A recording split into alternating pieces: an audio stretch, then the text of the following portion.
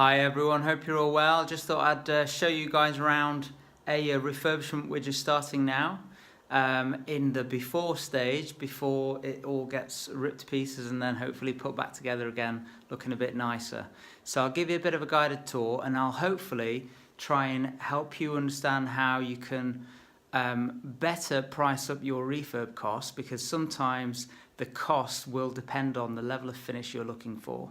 And if you're not clear on what level of finish you're looking for, then you might be in for a surprise, as we were with this house. But I'll show you around and we'll take it from there. So this is the outside space. We've got a delightful little shed down there, and what you can't see is there's a brick wall at the back leading onto a river. Now the river's downset, so it's not too much of a flood risk here, but it did give us a little bit of a panic when we're trying to get building insurance for the place. So the house is a classic 2-bed mid-terrace, delightfully left as it was for many decades. There's quite a bit of damp in this house, which we've been exploring, ripping off bits of wallpaper to have a look. Most of the ground floor in this place is damp. So we've been investigating how to get that remedied, and I think we're pretty much there. If anyone's interested, we can share. But basically, someone's going to come along, chop the plasterboard or the plaster up to about 1 metre in height, all the way around on the ground floor. Then it's going to be drill and injected with a damp-proof course, and then there'll be a membrane applied to all the brickwork to stop any chance of any damp ever coming through onto the fresh plaster. So it's not cheap to do that. It's about £2,500 we've been quoted just to do the work, and then we need to fix up all the walls and replaster. But anyway, I digress. So this is the house, this is the kitchen. It's quite a nice kitchen, but unfortunately it's all got to come out because we've got damp. So as you can see, there's evidence of damp here on the wall, and evidence of damp down here that you can't see. One of the things that's been pointed out to me is in the kitchen in particular, the plaster goes down and joins the floor, the concrete floor, which obviously allows any damp in the floor to then connect and rise up and be absorbed by the plaster, which is another no-no. So we're going to get that sorted, but I'll just take you round and show you what we've got. So it's quite a large footprint mid-terrace. We've got a nice little, what will be a utility space in here. We could knock it through into this dining room, but we've decided just to leave it as it is. We've got a window here, which is superb. I imagine that was made to bring in a bit of light from the dining room at some stage. But anyway, so as we come through into the living room, we've got a similar story. We've got some damp on some of these ground floor walls. A damp course has previously been done there. You can see from these joins here, but that's it obviously has been done some time ago. It's starting to fail, and it's failing very, very much there. So first thing I'd like to show you guys here is, can you see any light switches? No light switches here.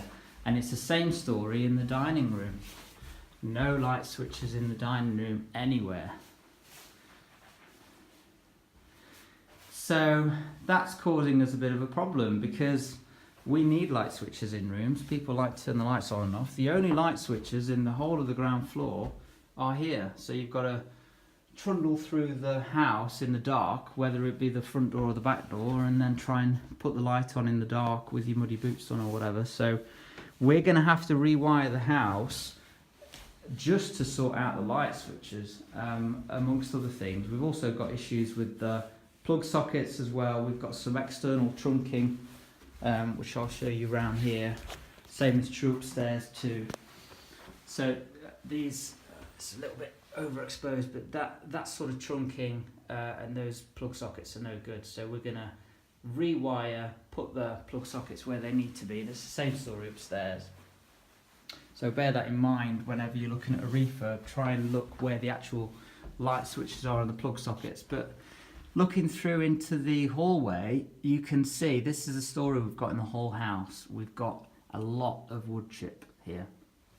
And you can also see the builders very happily knocked down half the ceiling for us to investigate. But what we've got here is a lath and plaster ceiling. Now, looking back into this ceiling, you can see we've got wood chip here as well.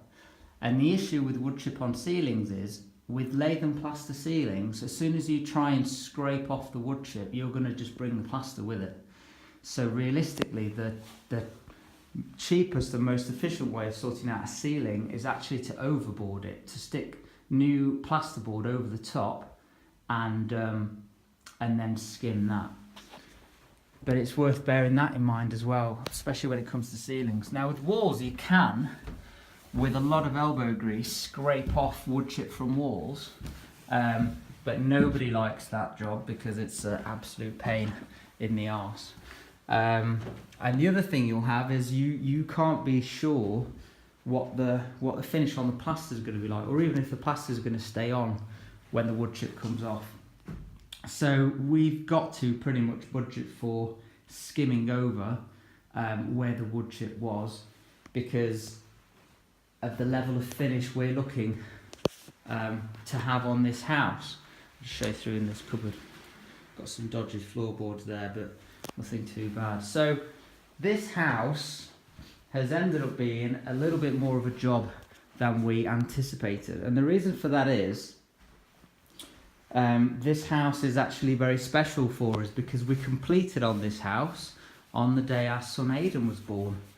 So Aidan's a few weeks old now, is doing very, very well, but now we've got a house that we bought the day he was born. So we've kind of decided, well, do you know what? I think we'd better do a good job on this house. We want to do a good job on all houses we take on, but we don't want to compromise. So we're doing it a little bit like you'd consider doing a flip. So pretty high finish, changing all the doors, putting nice doors in. And it is only a rental, but this is the decision we have to make as property investors at some stage, is to decide, well, what level of finish are we looking for? Now, if you look in a room like this, you've got wood chip on these walls, and it's a pink wall, so it's quite difficult to picture. But when this is all painted up with fresh paint, feature walls, etc., it's not going to look too bad. So you could conceivably have this in some of your rentals, but we've decided for this one we're not going to.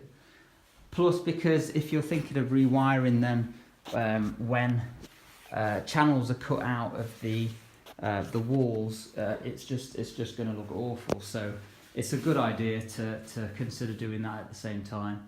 But yeah, even all the ceilings, we could leave the ceilings as they are. They're really not that bad, but we've just taken the view, well, this house is really special for us. We don't really want to cut any corners. Let's just do the lot.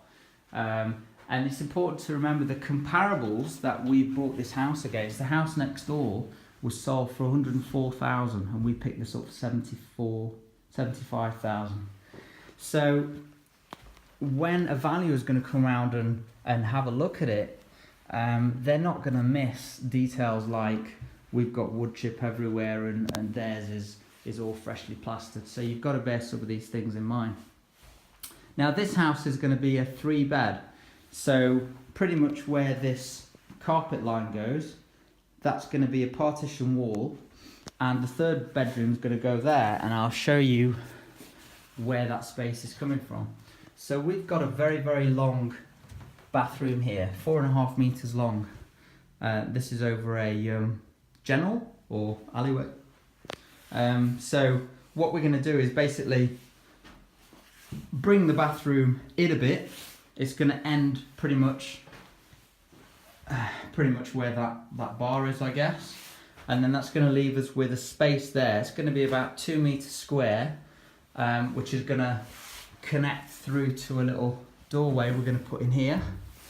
And that's going to end up being a small bedroom, children's bedroom, or a little nursery or something. Interestingly, we were trying to work out what the setup was with this house, because this is a early 20th century house, and you've got a cut in the skirting there. So we think this might have been originally 3 bedrooms with no bathroom in the house, because there's an outside toilet here, which we're going to cap off. But yeah, incredible to think it wasn't so long ago when houses didn't used to have bathrooms at all. But we're going to leave them a bathroom. We don't want to be unkind. So this is going to be a 3-bed upstairs, and done to quite a nice finish. So I hope to be able to show you guys how it's going as we're progressing, and look forward to showing you the finished product. Right, thank you very much. Bye.